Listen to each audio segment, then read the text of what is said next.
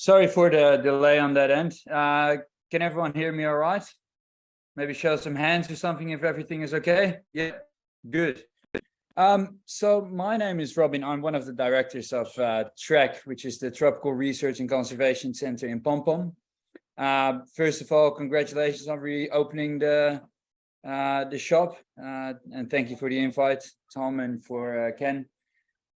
So I'm basically just going to redo my presentation that I've done recently on ADEX, which is going to be diving beyond leisure. As everyone here, I assume, is a diver so far. So I'll just be talking a little bit about what we can actually do as divers to actually give back to the oceans in Malaysia. And then at the end, we'll share a couple of these things in order to make sure that people actually are aware of what is actually happening in the area and in Malaysia, and how we can actually all get involved into that.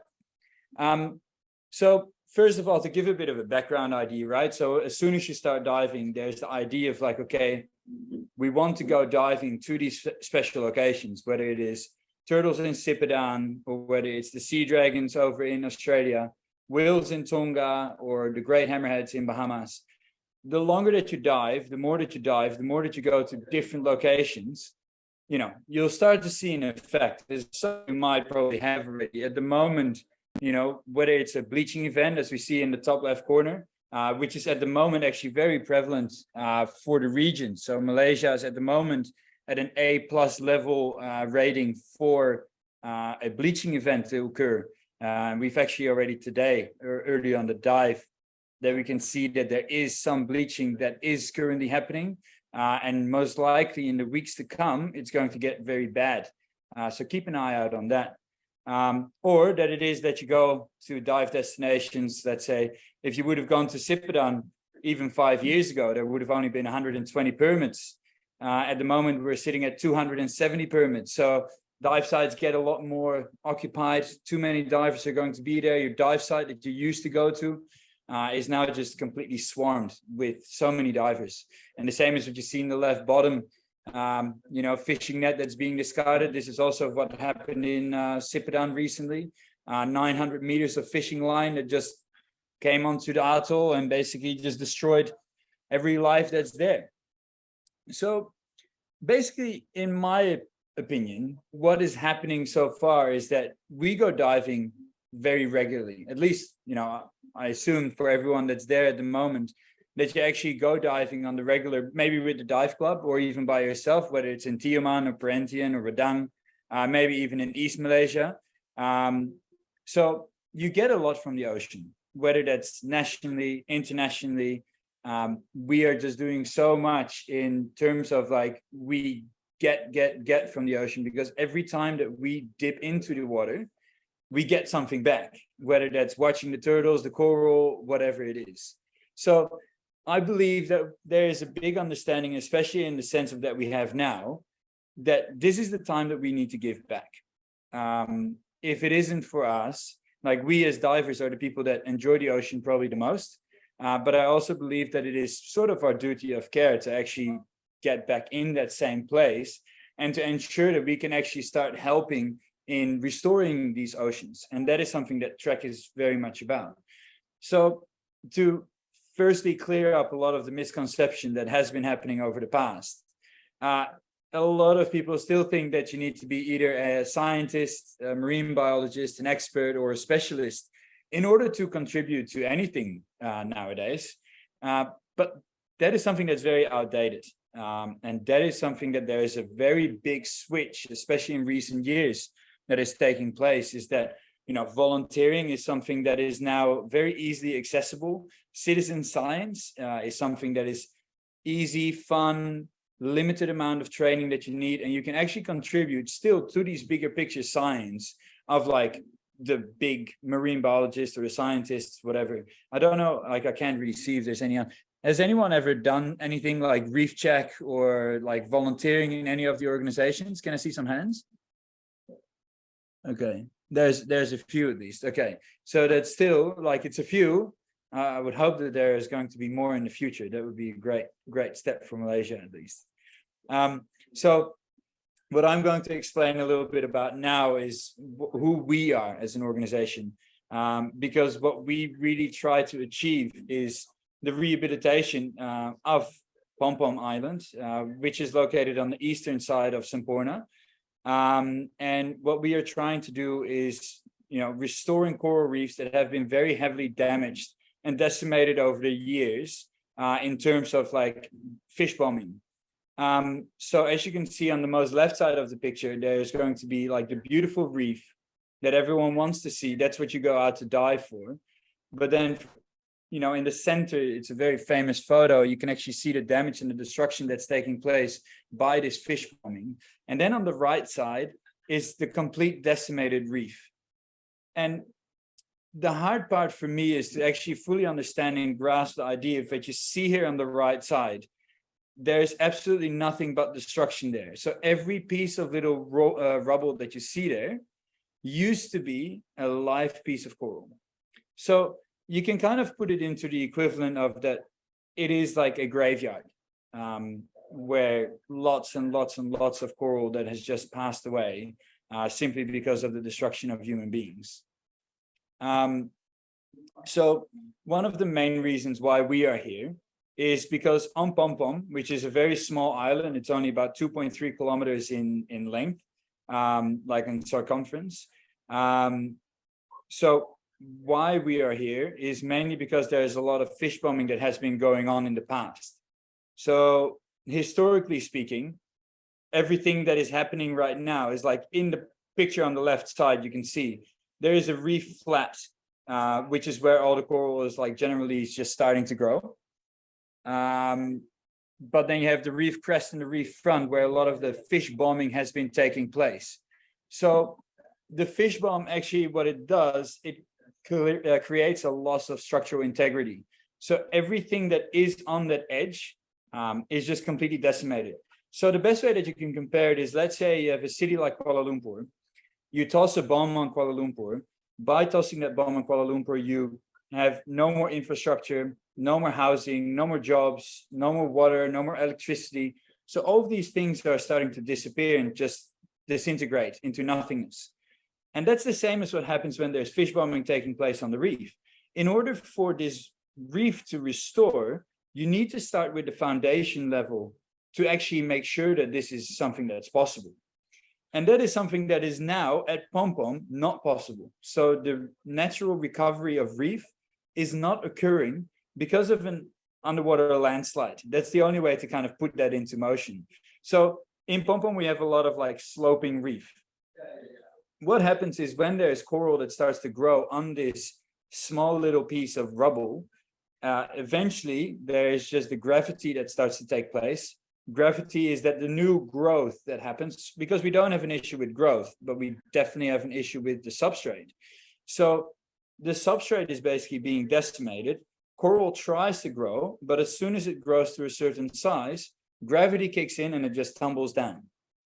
So every piece of coral that starts to grow just ends up being completely, a part of the everlasting slope.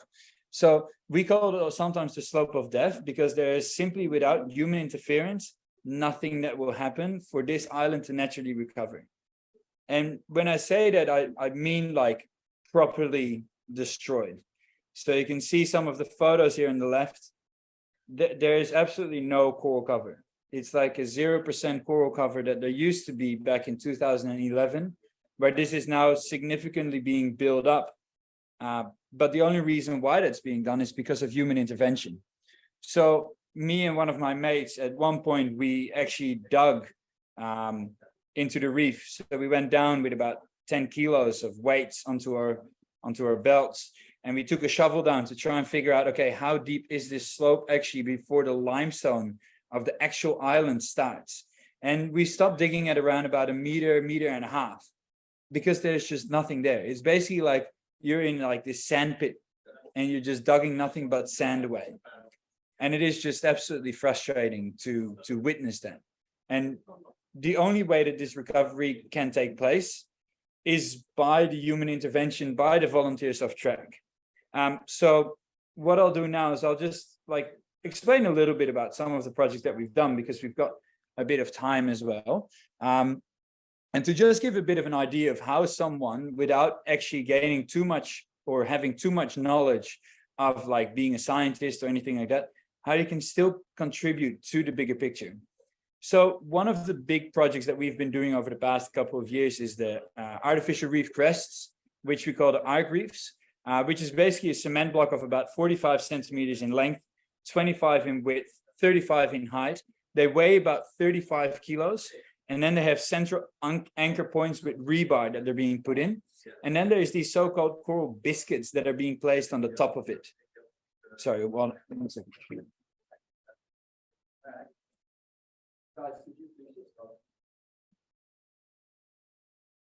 Okay. So, sorry, just got all the volunteers behind.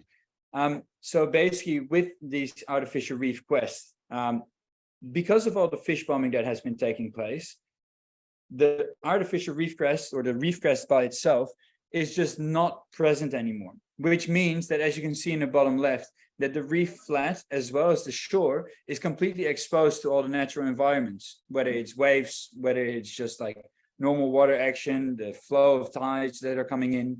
So without this protection, it's the same as a forest. If you place a forest, and the wind is just being disintegrated into nothingness. That's the same as what happens with the reef crest. It's got a vital kind of part that it needs to play in order to protect the island from erosion.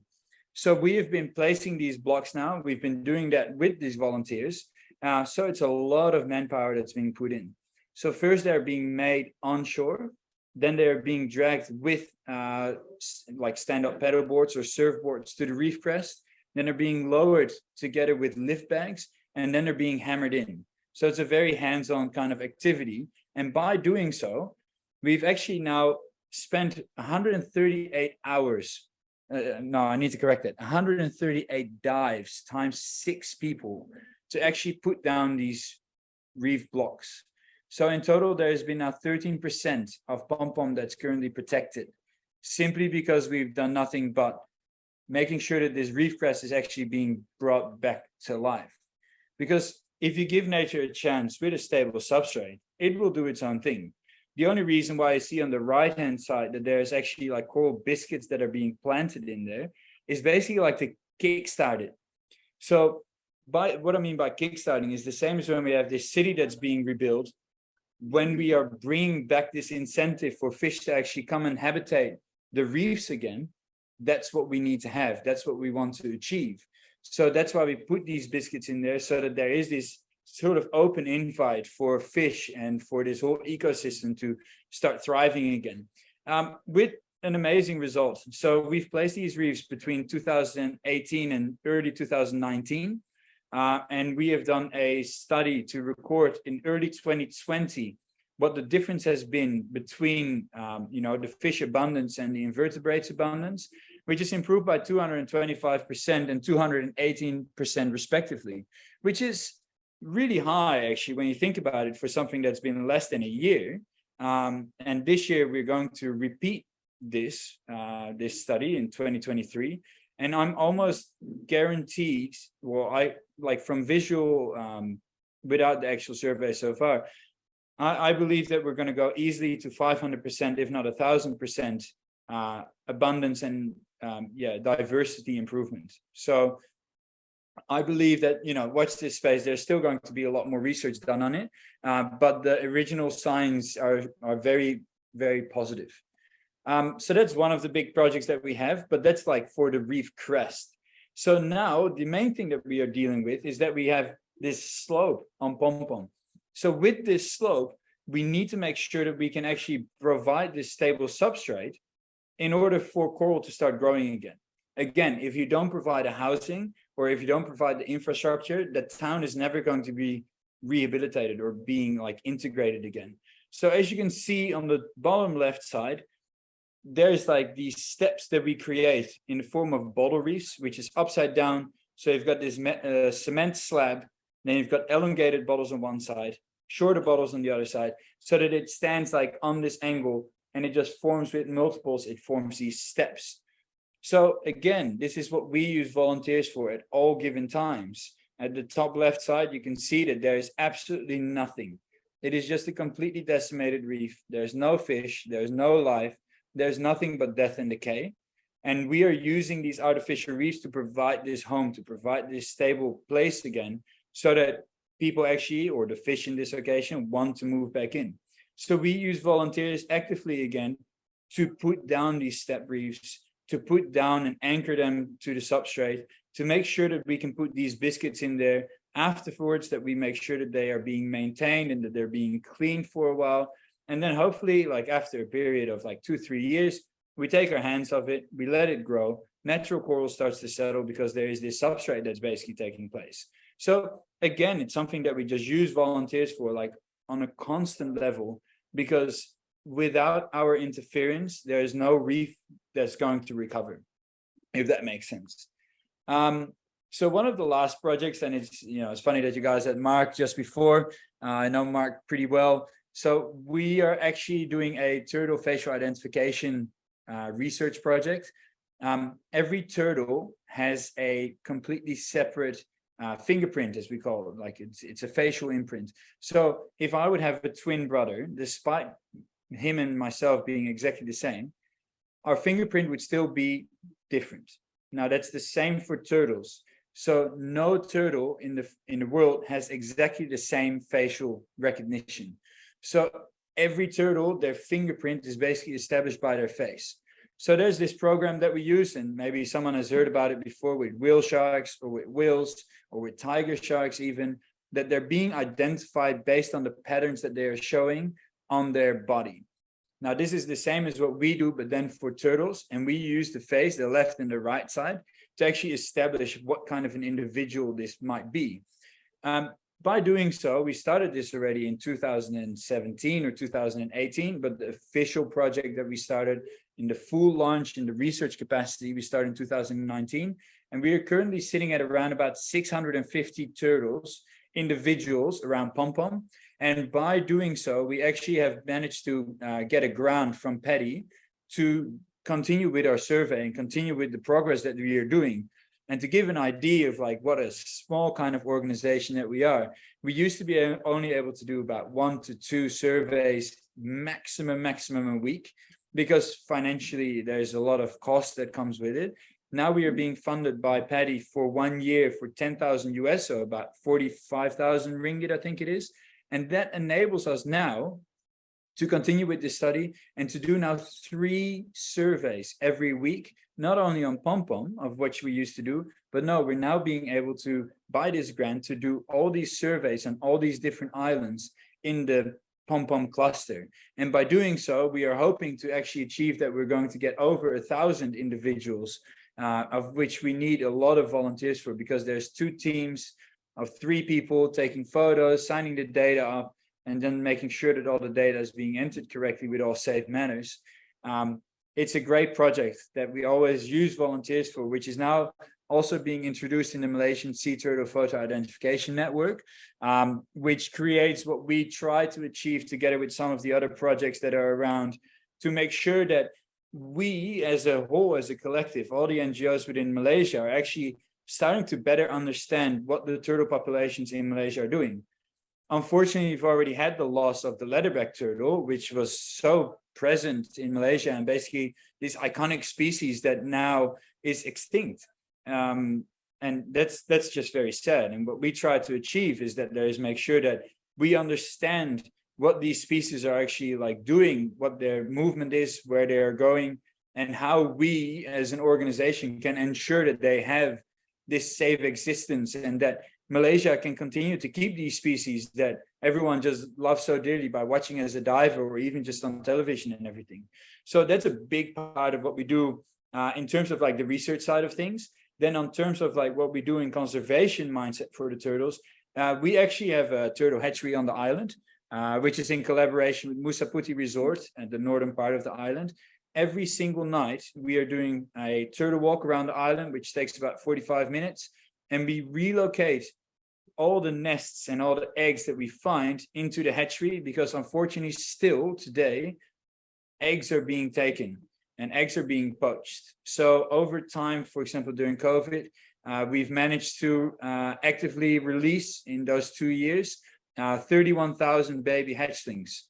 And still that is something that we continue to do. Like that's going to be a weekly thing, that every couple of days there's turtles that are being released. And that's like such a direct impact that people can have, because once you come here to volunteer and you do a turtle walk, on that turtle walk, if there's a nest that's being relocated, by you actively doing that walk, you're ensuring that this nest of up to 100 or 150 turtles is actually having this option again of being released. So yeah, that's some of the things that we are doing. But for me, the most important thing is that, look, now I've spoken a lot about TRACC, because TRACC is the organization that I represent, of course. But that doesn't mean that I want now, like, it would be lovely if everyone comes and visits us. But for me, the main thing is that every diver should now look themselves into the mirror and just think like, okay, I've been giving so much. How can I give back? And you can give back. There's so many of the organizations here in Malaysia that actively need divers to help them with the research that they're doing, with the conservation that they're doing. And I would all like to invite you, like, here's some of the great projects. Like, everyone can sign up to be a reef check diver, an eco diver, Reef Check Malaysia, or Coral Crew Conservation that are in Tenga Island Conservation, in Perhentian. There's so many of these places that everyone can just join in, and you don't have to be an expert. You don't have to be a scientist. All that you need to do is be willing to learn, listen to what people have to say, and just make sure that you can actually spread this message that we are trying to put out there as an organization, that is actually being spread across Malaysia. And the more people that are getting involved into volunteering, the better that it gets, because, you know, it's kind of weird that I'm sitting here as a white person trying to promote, you know, Malaysia's ecosystem to everyone in Malaysia. Like, it should be everyone that's there right now. You should be the ambassadors of the reefs of Malaysia. You know, I do it with much love, but I would really hope that there's more people that are going to stand on the side of us as the conservationists and join us, or join TRACC, or join any of the other projects in whatever capacity that you can, whether it's donating your time, whether it's to just give them a follow on Instagram or give them a like on Facebook, whatever. This is the support like that these kind of small operators as ourselves need in order to keep pushing and keep going forward, because no one of us is in it for the money. We're all doing it for the sake of Malaysia's ocean. And, you know, I would like to invite every one of you to look into it. And it doesn't have to be with us. It doesn't have to be with TRACC. It can be in any type of way or any type of project. Everyone brings forward their own message in their own manner and their own way. And I highly encourage everyone to do so. And then I would like to thank you all for listening. And if you got any questions, I think we're going to open it up now to a Q&A, if I'm not mistaken. But we'll see if Ken comes up or Tom. Any questions on the floor? Any questions? No? Don't be shy. It's interesting getting involved in conservation. I mean, I do get involved here and there, but I would like to put more time with it. And when plans start, yeah. Hopefully we would like to collaborate with TRACC as well in the near future. See how it goes.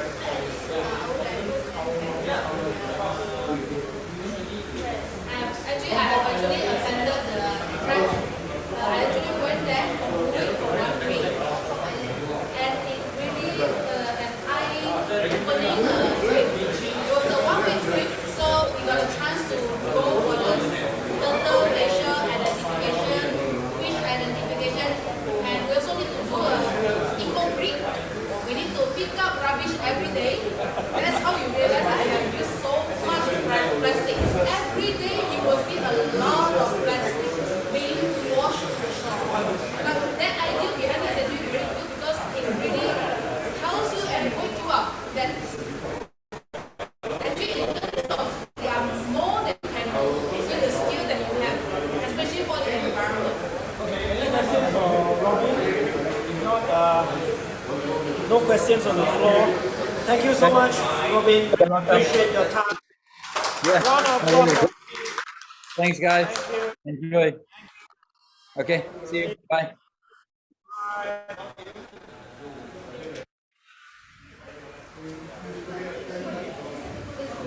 Bye.